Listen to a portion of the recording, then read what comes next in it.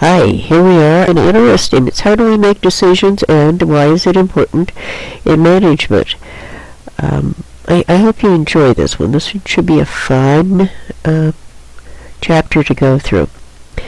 First of all, there are two kinds of decision making, and I think you probably read that in the book. One is rational and one is non-rational, and that's kind of a no-brainer.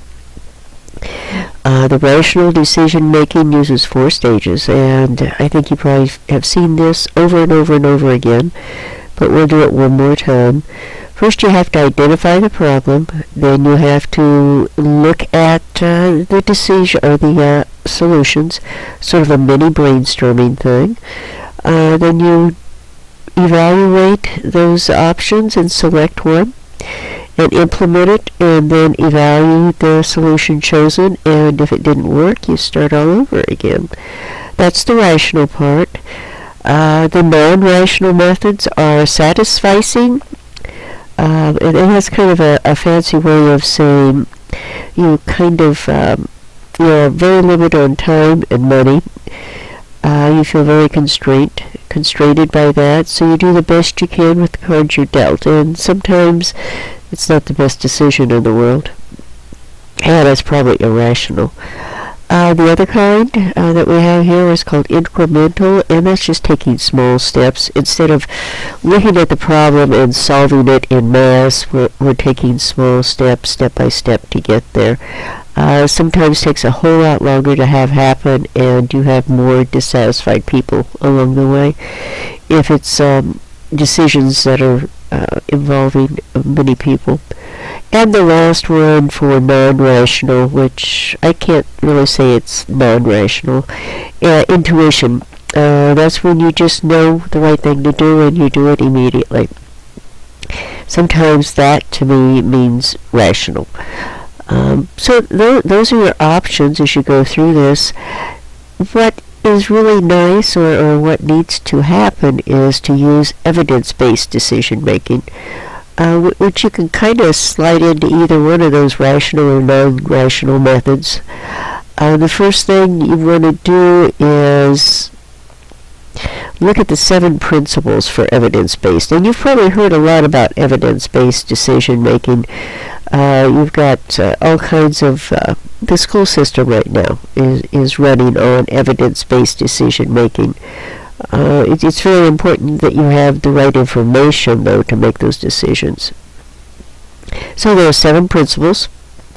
You have to look at business as an unfinished prototype. That means it's always evolving and is always going to change. It's never done. No bragging about it, just the facts. You look at the organization as others do. Sometimes when you're inside of an organization, you don't see it as well as the people on the outside. I guess you could probably take Walmart as an example.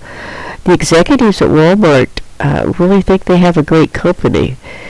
They haven't stood outside the circle and seen how other people see Walmart, see some of the, I guess what we would call the cold business practices that they use. So you need to get outside and see the company as others do. You should be guided by responsibility to gather all of the data, just not the data that meets what you think the company is. You need to look at all of that data. You need to look at the data that other people are looking at that have a negative view, maybe, of your company. Use vivid stories to sell the evidence to others. I kind of disagree with this one. I don't think you should have to sell evidence. If it's true evidence, then it shouldn't need selling. So I kind of disagree with that one. I don't know how you feel about it. Slow down the spread of bad practices within your company. That takes some. I guess what they're really saying here is we're only as good as our management will allow us to be. And if bad practices are promoted within the company, then you're not going to stop or improve that company. So you need to slow down those bad practices.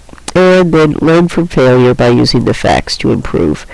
And again, you've got to make sure those facts are really all of the facts, just not some of the facts.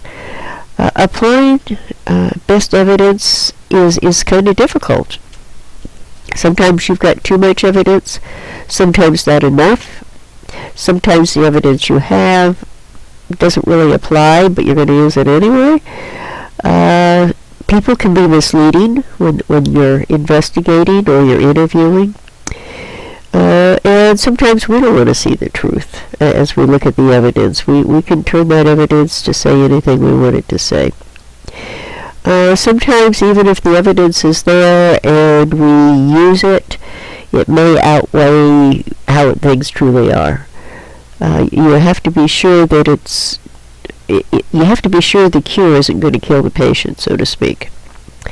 And telling stories to get your evidence across may be the most persuasive rather than just simply stating the facts.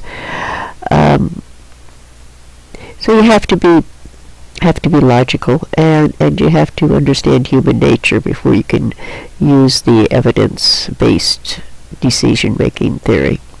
Data mining is a good example of evidence-based decision-making, and that's where you dig into a very large database of information and try to predict or surmise what's happening. So that's the first half. Now there are 4 general decision-making styles, and the book has them laid out, and I actually stole the picture from the book. You have the analytic, the conceptual, the directive, and the behavioral. And if you see yourself in each one of these, that's probably logical because we probably have a little bit of each of these in us. The analytical will tolerate ambiguity, and that means that uncertainty, basically. They don't mind an uncertain situation. In fact, some of them get more energy when that happens.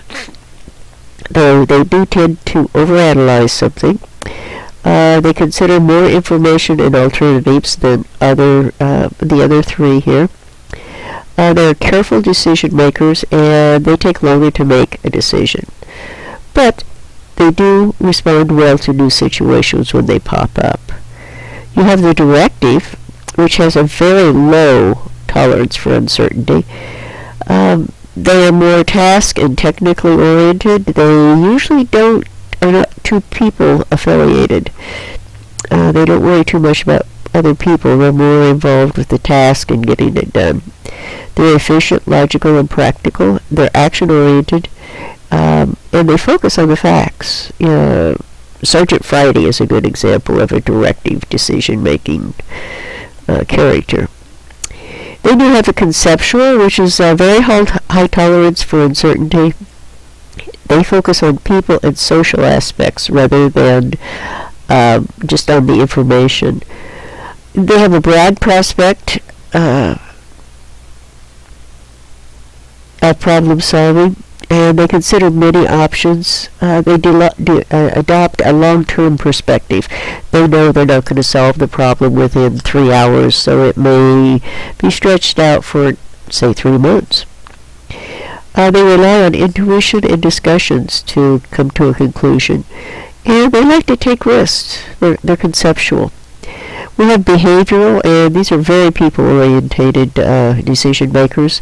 They work well with others. They enjoy social interactions. They're supportive, receptive, very warm, and they prefer verbal over written decisions or information, so they like to talk.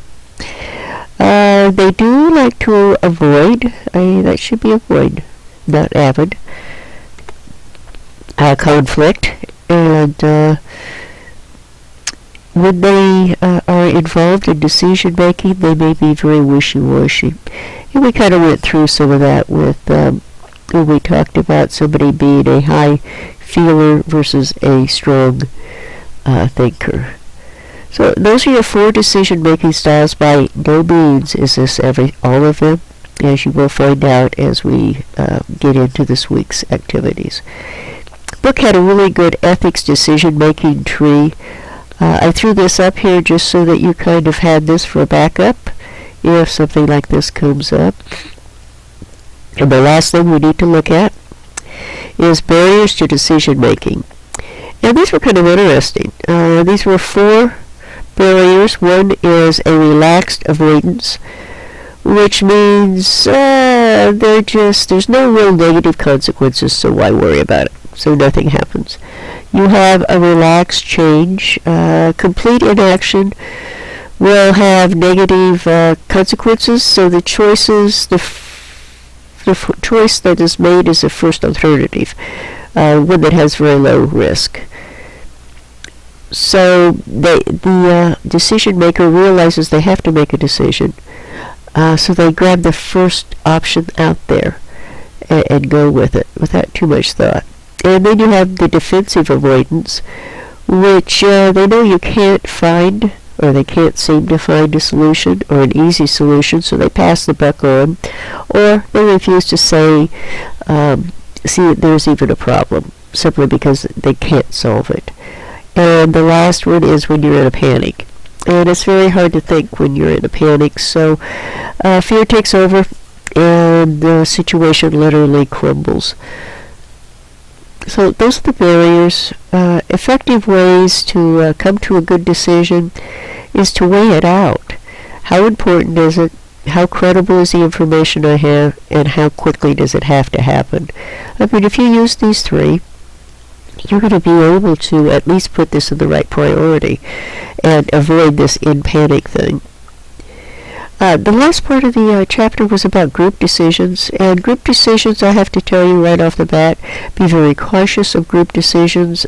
They're a compromise, and usually nobody's happy with them, but there has been a solution to the problem.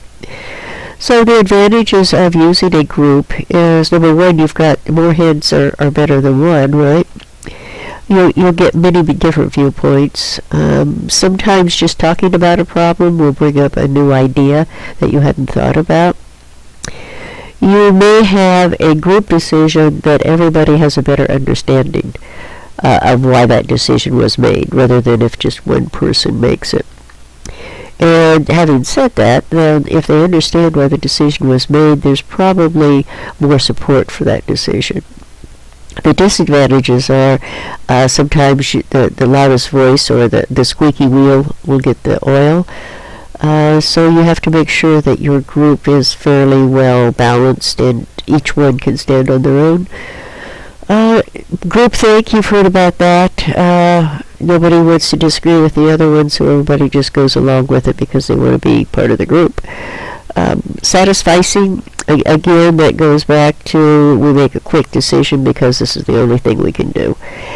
And then goal displacement. When you get a large group of people, it's very easy to lose the goal because there's so many distractions. Other than that, group decisions are good, but they usually are not very efficient. The size of the group will affect the quality.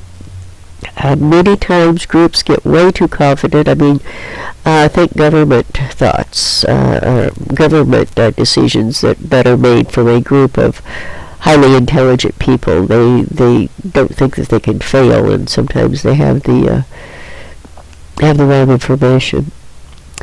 And then knowledge counts. Make sure you have the best people you have that have the knowledge that are needed to make that decision. 3 ways in the book, I just threw those up there. Brainstorming is one that is used. Computer-aided decisions, think I Want to Be a Millionaire, where they poll the crowd, and usually the majority will be correct. And finally, you've got the Delphi method, which is interesting, where they'll send a survey out to everybody, all the experts in the area, and they'll send back their responses, and from that you will be able to kind of make a concrete decision. So that is chapter 5, and it's a good quick overview, things that I thought were interesting. I will make the handout available right below the video. As you pull this up, you'll see it. And then we're going to do 2 activities this week that I think you will enjoy. So I'll see you in class. Thank you for listening.